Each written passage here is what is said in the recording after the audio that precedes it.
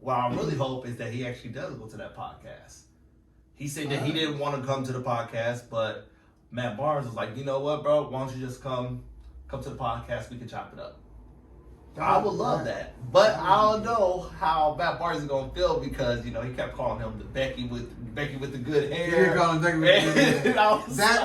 I was laughing so hard. He's like, yeah, Becky with the good hair. Boy.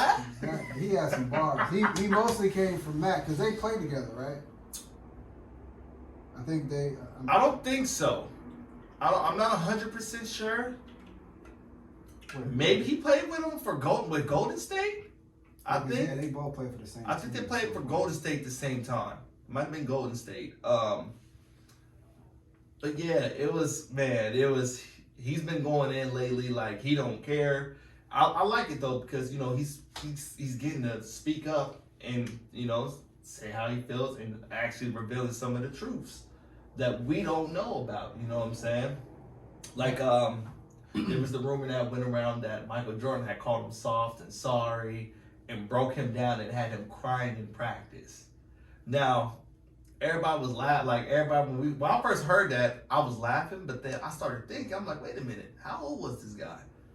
Well, he was 18 years old, fresh out of high school. You know what I'm saying? You got to remember, he's coming from being a star to being a scrub, to supposed to be a star. So it's kind of like making that transition from having everything given to you to having to earn it is a little bit more difficult. It's new to him because you gotta remember for the last 4 years he's been top dog. And also, if like wherever that happened, did it actually happen? What? No, Kwame said that never happened. But there's other people that said, oh yeah, it did happen, and we were there. And I was just like, well, I'm gonna take the man who was there, word over it. Who was actually who the person is was Kwame. So I'm gonna take his. Okay, so I personally don't give a damn. If you got like you said, he's 18. He came from being a man to being just a regular Joe on the basketball team. Yeah. You're also playing with, or the person that is criticizing you is like your star, like your idol. Your idol. If your idol says you are soft and you're weak, and like the one thing that an 18-year-old that's coming off of being a man. It's one thing for, it's like a coach, another player to kind of, say something like that too. You ain't gonna give a damn. You're gonna kind of brush it off and you'll prove your point.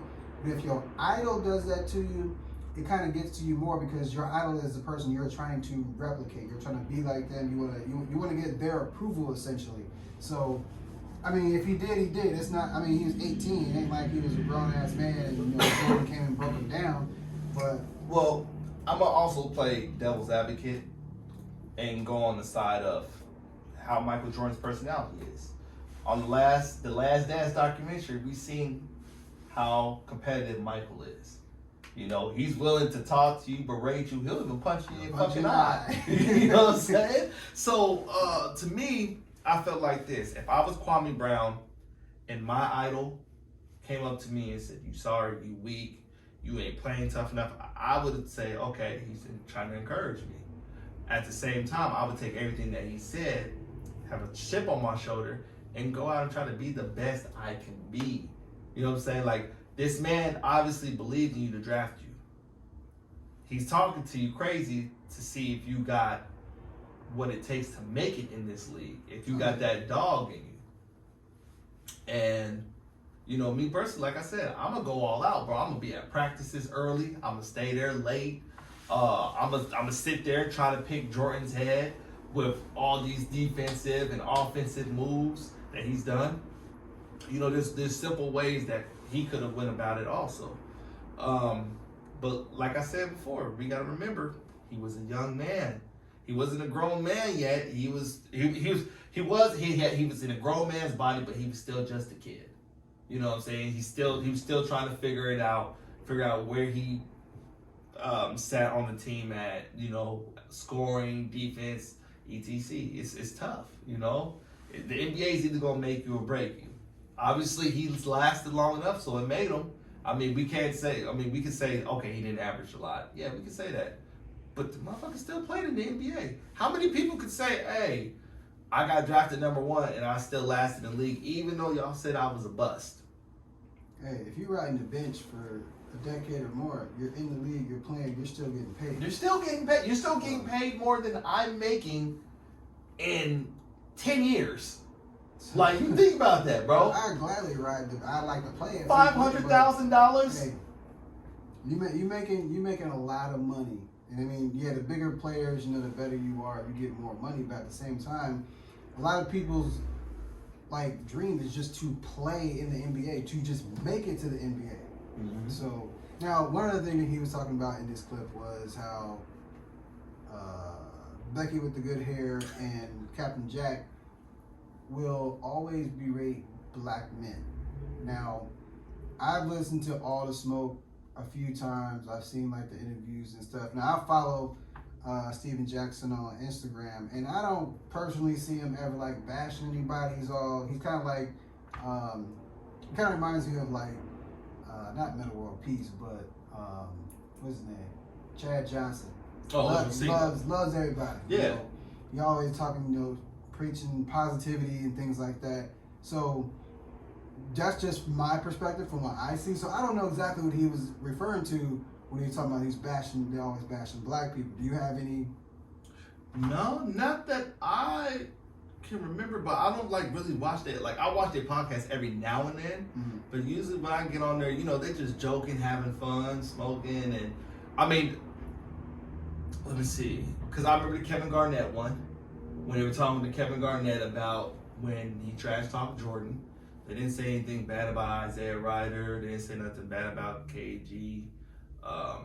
As far as I remember, but yeah, that's about it. So that's the thing. So when he said that, that's when I kind of like, he didn't lose me completely, but it was like what are you talking about? Like he should have went more in on that, because he did go off on everything else, but that specifically is what kind of stood out was the comment about you guys are always, you know, diminishing black men. It's like you guys are supposed to be the ones like helping build up black people, and you know, brothers like myself and whatnot. I think like now that I think about it, he was probably just talking about like it could have been just that bus comment, or just how they have sometimes like made fun of people for like specific things or whatnot, playing style, weird things like that. That to me, that's probably what he might be referring to. I don't know for sure, but that's the only thing that I can think of, because everything else that like they've actually talked about has been, you know, positive or something that like actually happened in their life, like in the game or, you know, with the coach, things like that. True. So that's the only part that I didn't understand. Now, Stephen A. Smith, you can kind of say he kind of does kind of go at people a little bit crazy sometimes. He does, but at the same time, you gotta remember, this is a sports writer. This is his job. His job is you gotta. I mean, you can't just be like, oh, Kwame Brown sucked today and blah blah blah. No, you gotta write out his flaws and let them know why he sucked or what he needs to work on. You know what I'm saying? And yes, I understand that, because that's his job. He's a sports writer. Sports writers are some of the biggest critics. That's what people need to remember. Right or wrong, they hit hard. Exactly. And they may not be right all the okay, a lot of times I don't watch First Take no more. I get tired of niggas arguing over dumb shit. But I used to watch it all the time. Like First Take. I used to look up to Stephen A. because of his personality. He was very loud and rambunctious. He made points. What's the dude now he's with? Oh, you talking about Max Kellerman. Max actually be coming back with some stuff. Max has been in the game for a while. Like, I don't know if you know about Max, but Max used to be on Showtime Boxing for years. I don't remember him. I never watched boxing either, but I do. He does. He still does boxing. Yeah, sometimes. Yeah. So, but I like him a lot. But yeah, I mean, here's my thing. I don't care if you're like critical of somebody, as long as you are stating facts. Yeah. If you have like your own personal opinions, a lot of times these talking heads will just have straight personal opinions. They'll just make up something, or just like, well, I feel he needs to do this, or he needs to do this. This is distraction, blah blah blah. Now, I do get what Kwame was probably referring to as a general statement of black men diminishing other black men, whether it be the NFL or the NBA.